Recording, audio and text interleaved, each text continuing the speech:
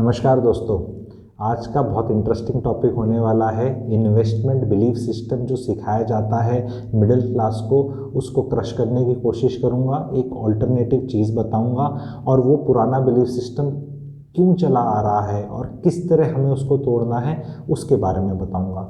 Normally middle class को हमेशा ये सिखाया समझाया जाता है बाय लो सेल हाई, चाहे स्टॉक मार्केट हो चाहे रियल एस्टेट हो, इसी तरह स्टोरी बताई जाती। भाई साहब प्लॉट ले लो, सस्ता है, दुकान मिल रही है, आगे की मिल रही है, पीछे की मिल रही है, ऊपर की मिल रही है, अभी ले लो, मैं निकलवा दूंगा। कभी बोलता है ये स्टॉक ले लो भाई साहब, बढ़िया करेगा। जितने भी आपके ब्रोकरिंग हाउसेज हैं, आपने देखा है हमेशा उनके साथ होता है buy so and so at this target so and so. मुझे एक चीज़ बताओ, जो इन्वेस्टमेंट के हमारे टॉप इन्वेस्टर हैं वर्ल्ड के, वॉरेन बफे, वो बोलते हैं कि time holding period for us is forever. Why should you sell a business which is doing well? Why should you be buying a business which is not doing well? You buy businesses which do well and you only sell them if they do not do well. So first of all, you should not be buying businesses which are likely not to do well.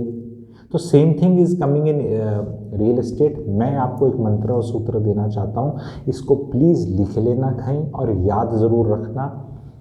Bye well, never sell, sleep well.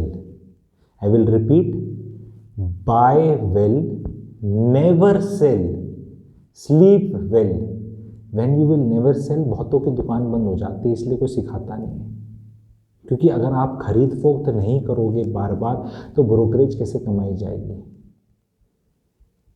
तभी सब लोग आके बोलेंगे trading करो, खूब trading करो। ये आपको एज ए मिडिल क्लास नहीं करना है। आप क्यों करते हैं, वो साइकोलॉजी क्या है, वो मैं बताऊंगा। पहले उससे पहले मैं दो चीज़ कवर करता हूँ। लोग जो आपको हमेशा बोलेंगे जी आप ये खरीद लो, I will get you an exit. Nobody can, माइका लाल can get you an exit, buddy, क्योंकि nobody controls the market. Real estate market हो चाहे स्टॉक मार्केट हो, कोई कंट्रोल ही नहीं करता, तो वो कहाँ से एग्जिट दिलाएगा? एग्जिट तो वो दिला सकता है ना जो कंट्रोल करता है। वो पासिंग द पार्सल में किसके पास म्यूजिक खत्म होगा और वो पार्सल उसके पास होगा, मैं तभी कंट्रोल कर सकता हूं अगर म्यूजिक मुझे ऑफ करना मेरे को पता है कि आप मेरे ग्राहक हो। जैसे ही आपने माल चिपकाया बगल वाले के पास और मैंने उसको उस टाइम बंद कर दिया, तो गाना उसको गाना पड़ेगा, स्टोरी पोइम उसको सुनानी पड़ेगी। तो इफ आई एम सेइंग कि I will tell who will sing the song, means मेरे पास कंट्रोल होना चाहिए ये म्यूजिक ऑफ करने का। क्या कोई क्लेम कर सकता है उसके पास म्यूजिक कंट्रोल है? वो चढ़ती के मार्केट में अंदाजे से खेल खेलते हैं, तो किसी का फायदा हो गया, किसी का हो गया। उस पर मैं एक और वीडियो बनाऊंगा कि उसको क्लियर कैसे, इस चीज़ को कैसे एक्सप्लॉइट किया जाता है, इनसाइड इन्फॉर्मेशन क्या है वो मैं बताऊंगा। लेकिन मैं आपको एक और चीज़ बताना चाहता हूँ। दूसरी चीज़ बोली जाती, लोग कहते हैं किसी टाइमलेस प्रॉपर्टी में आप चले गए, किसी टाइमलेस शेयर में आप चले गए, शुरू में आपको हमेशा बोला जाएगा पैसा बना क्या, पैसा बना क्या। इसको मैं एग्जाम्पल से आज बताता हूँ। व्हेन आई से I am the number 1 real estate clarity giver, वो ऐसे ही नहीं बोलता, एग्जाम्पलों से टीचर की तरह समझाता हूँ। आपको चेहरे पे एरोगेंस नज़र आती है या कॉन्फिडेंस नज़र आता है, आप उसको कमेंट सेक्शन में लिखिए। एरोगेंस आती है तो एरोगेंस लिखिए, कॉन्फिडेंस आता है समझाने का तो कॉन्फिडेंस लिखिए। आपका शरीर थोड़ा थुलथुल है, थोड़े मटल्ले से हो आप, और आप कहते हो कि मैं थोड़ा एक्सरसाइज करके शरीर ठीक करता हूँ अपना, तो आप जिम जाते हो, ठीक है।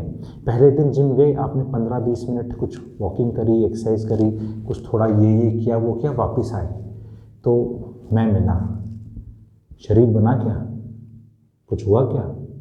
तो पहला दिन था। अगले दिन फिर गए आप, फिर आपने कुछ यही काम किए, फिर आए, मैंने कहा टाइम वेस्ट कर रहा है, बना क्या, कुछ हुआ क्या? 15 दिन हो गए, आपका कुछ इतना ज़्यादा शरीर नहीं बनता 15 दिन में। और इस पे मैं आपको रोज़ बोलता रहूँ बना क्या, हुआ क्या, बना क्या, हुआ क्या, तो आप बोलोगे नहीं हुआ। तो मैं कहूँ मैं बताता हूँ कैसे बनेगा, मैंने देख उसका बनाया है। अरे 15 दिन, 1 महीने, 1.5 महीने में शरीर तो स्टीरॉयड, उल्टे सीधे प्रोटीन शेक्स, कुछ कांड करके ही थोड़ा बहुत बनता है जो जल्दी बनता है। उसमें सस्टेनेबिलिटी है क्या? ये इतने हम फिल्म स्टार्स देखते हैं, कई जो हैं फिल्म बिजनेस में हार्ट अटैक्स हो गए, कैसे हो गए? इतने यंग, सीमिंगली फिट, क्या होता है इनके साथ? मतलब they were looking good, they were feeling good, their body was good, they were everything, what happened? So ये खतरों का खिलाड़ी वाला काम है इन्वेस्टमेंट में भी। Wealth creation will happen over a period of time only. सब्र नहीं है नई जनरेशन को, सबको 25 से 30 में टाइकून बनना है, शेयर ट्रेडिंग करनी है। इतने करोड़ नए अभिमन्यु आए हैं इस चक्रव्यूह में जब से कोविड आया है, क्योंकि वो मार्केट एक बार गिरा, अब वो तेजी पे चल रहा है। बिगनर्स लगे हुए हैं कि बस यही है, काम करके पैसा क्या कमाना है, तो हम तो ट्रेडिंग से कमा लेंगे, या कहीं रियल एस्टेट में लगे हुए हैं माता पिता का पैसा कमर्शियल में फंसाने के लिए। आज मैंने ले लिया, एग्जिट देगा मुझे। कौन देगा? जो आपको एग्जिट देगा वो किस बेसिस, किस कॉन्फिडेंस पे बोल रहा है कि वो एग्जिट देगा? इसी बेसिस पे कि 4 और बुद्धू आ जाएंगे और इनको माल चिपका देंगे। लेकिन अगर इन बुद्धुओं को समझाने वाला आ गया तो भाई साहब आप बताओ ना, आप सब सुन रहे हो, अगर ये बुद्धू आने थे जिनने आपको एग्जिट देना था, आप शैणे हो, ये महाशैणा आदमी है, महाशैणे आदमी ने शैणे आदमी को बोला मैं तेरे को एग्जिट दिलाऊंगा, ठीक है, और किसके बेसिस पे? इन बुद्धुओं के। तो एक गुरु आ गए यहाँ पे, उसने टॉर्च मारी, ज्योत जगाई, ईश्वर की ज्योतिष, उसने सारा खेल बता दिया, देख ये हो रहा है। तो ये लोग कहेंगे भाई साहब बात तो सही कह रहे हो आप। तो अब ये बैठ गए अपना लेके, जिसके पास जो था। तो ये आपको समझना है कि प्रॉपर्टी या स्टॉक जो लेना है, पैसा बार बार खरीदने और बेचने में आपने तो नहीं कमाना। सोनार के पास जाओगे ना, सास एक 10 तोले का सेट चढ़ाती है कोई अच्छा सा बहू के, समझो इस एग्जांपल से, ठीक है, बहू को चढ़ाती है। वो देखने में थोड़ा भारी सा लगता है, बहू को लगता है तो उतना बढ़िया लग नहीं रहा मुझे, थोड़े मेरे को छोटे छोटे बनाने हैं कुछ। वो जाती है, भैया इसका डिज़ाइन वो वाला डिज़ाइन चाहिए मुझे, तो डिज़ाइन अच्छा उसको पसंद आता है, तो वो कहता है हाँ मेकिंग चार्जेस इतने, कहते इसी में से काट लेना। तो जब उसमें से काटता तो 8 तोले का मिल जाता है। 2-4 बार वो बहू जाएगी ना सोनार के पास तो 10 तोले का सेट 4.5-5 तोले का हो जाएगा। वही मेकिंग चार्जेस, ब्रेकिंग चार्जेस, और उसमें जो बहू ने, जो सास होगी, उसने साउथ इंडिया से कभी 20 साल पहले 30 साल पहले जाके कि मेरी बहू आएगी एंड मैं कुछ बहुत अच्छा रख लेती हूँ सोना, 23 कैरेट की हाई क्वालिटी वाला, और बहुत स्किल्ड सोनार जो होते हैं, जो जितना कैरेट बढ़ता है तो उतना काम करना भी थोड़ा मुश्किल होता है, बिकॉज फ्रेजाइल हो जाता है, उसमें इम्प्योरिटी बढ़ने के बाद होता है। 23 कैरेट के मैंने गोल्ड 18 कैरेट के होते देखे, और 10 तोले के 5 तोले के होते देखे। मैरिटल काउंसलर भी हो ना, ये सारे काम भी देखने और सुनने को मिलते हैं, क्योंकि उसका तो कुछ नहीं गया ना। तो उसी तरह रियल एस्टेट कोई भी चीज़ हो, उसमें every time you will sell purchase GST, registration charges, brokerage charges, and some cases EDC, IDC, PDC, PLC, पता नहीं क्या क्या, every time you will pay. And तहसील में खड़े फोटो खिंचाते रहोगे आप, यही काम है आपका लाइफ में। क्यों एक चीज़ लेके नहीं रखी जाए? अगर आपने HDFC का शेयर लिया होता और रखा होता, ये बहुत होता, मैं बहुत एग्जांपल देते हैं, ठीक है, लोग रखता कोई नहीं है, क्योंकि क्यों नहीं रखते? वो रीज़न एक क्या है जो मैंने बोला था कि जो एक्सप्लॉइट किया जाता है आपका, वो आपका खालीपन एक्सप्लॉइट किया जाता है, आपको करने को कुछ और नहीं है, तो आप सोचते हो ये खेल खेलते हैं, नौकरी बढ़िया चल नहीं रही, वहाँ आरती उतर नहीं रही, तो ट्रेडिंग करूँगा मैं, क्योंकि इससे मुझे लगेगा मैंने लाइफ में कुछ पाया, मैं शैणा हूँ। हर आदमी अपनी समझदारी में शैणा प्रूव होने के लिए पैसा खोता है।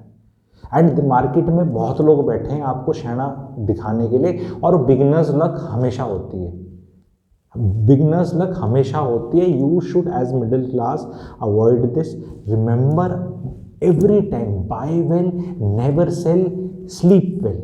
क्योंकि ठीक चीज़ खरीदी गई, HDFC जैसा आपने स्टॉक खरीद लिया 40, 50, 60 रुपये पे बहुत तो साल पहले, तो उसको बेचने की कोई ज़रूरत ही नहीं है, क्योंकि उसको बेच के जो लोगे, क्या वो इससे अच्छा कर जाएगा? राकेश झुनझुनवाला जी ने, he is never sold Titan, रख लिया, वही पोर्टफोलियो का सबसे बड़ा बादशाह बन गया, और चीज़ें भी खरीदी, इसके डिविडेंड से और चीज़ें खरीदी, बाकी इनकम से और चीज़ें खरीदी। पर अगर आपने एक टाइमलेस प्रॉपर्टी खरीद ली, टाइमलेस प्रॉपर्टी का मैंने वीडियो बनाया, लोगों के कईयों के समझ में आया, बट उसका कई लोगों ने मजाक भी उड़ाया। फ़ायदा क्या है? फ़ायदा ये है कि वो प्रॉपर्टी दोबारा कभी क्रिएट नहीं करी जा सकती और ऐसी प्रॉपर्टी ओन करना हमेशा फ़ायदेमंद का सौदा है जो मार्केट में दोबारा कभी आएंगी नहीं। You should own businesses, you should own stocks, you should own properties which are difficult to create. और ऐसी नहीं समझती तो ऐसी चीज़ें लो which can be of use to you. तो प्रॉपर्टी ऐसी खरीदो जिसमें कभी कोई बच्चा रह लेगा। अगर आपका बच्चा अभी 15 साल का है तो 25 साल का, 22 साल का होगा, उसको रहने की जगह होगी, तो रेजिडेंशियल खरीदने में फ़ायदा है। कमर्शियल खरीदने में फ़ायदा नहीं है, स्पेशली इन गुड़गांव। एग्जाम्पल के तौर पे बता रहा हूँ। और availability bias will be my next topic. आप अगर वो सुनना चाहेंगे please write availability bias, because availability bias एक ऐसी चीज़ है जिसको एक्सप्लॉइट कर करके बुद्धू बनाया जाता है लोगों का। वो अवेलेबिलिटी बायस को समझना। मेरे वीडियोज़ अब थोड़े थ्योरेटिक ज़रूर लगेंगे। बहुत लोग मैं यहाँ पे ऊपर से कुछ गिर रहा है, नीचे से कुछ गिर रहा है, स्मार्ट एडिटिंग, टिकटॉक बॉय तो हूँ नहीं मैं। I am not a TikTok boy कि जो मैं आपको कूदूंगा यहाँ पे कुछ दिखाऊंगा। तो मैं तो एज ए टीचर ही बताऊंगा। कुछ चीज़ें बोरिंग ज़रूर लग सकती हैं, लेकिन बोरिंग चीज़ों में ही असली ज्ञान छिपा होता है। बाकी सब चीज़ें तो बस डोपामाइन लेवल को ऊपर करती हैं और वो अप होता है, फिर वो आके फिर वहीं बैठ जाता है। ये वीडियो कैसा लगा बताएंगे? समझ में आया जो मैं समझाना चाह रहा था? प्लीज़ बताएंगे। क्या मैं आपको समझा पाया? मैं आपकी अकल पे बिल्कुल डाउट नहीं करता। मैं अपने समझाने की क्षमता को इम्प्रूव कर सकता हूँ। अगर आपको समझ नहीं आया, अगर आपको समझ में आई मेरी बात, प्लीज़ लिखिए। अगर एजुकेशन सिस्टम ऐसा हो जाए जहाँ टीचर प्लीज़ करके पढ़ाए और पूछे कि बच्चों मैं तुम्हें समझा पाया, तो मज़ा ना आ जाए। टीचर नॉर्मली ऐसा नहीं बोलते, ठीक है? तो प्लीज़ आप बताएं। अच्छा लगा तो शेयर करें। चैनल को सब्सक्राइब नहीं किया तो ज़रूर सब्सक्राइब करें। And I am requesting for the comments, क्योंकि कमेंट्स जब आते हैं उसमें क्या और आपको इस पे डाउट रह गया या क्या इससे कोरिलेटेड बात जो आप थोड़ी ही मैंने बताई इस वीडियो में जो खुल के आपको और समझनी है कि वो बताएं, तो मैं वो भी ज़रूर बताऊँगा। Thank you.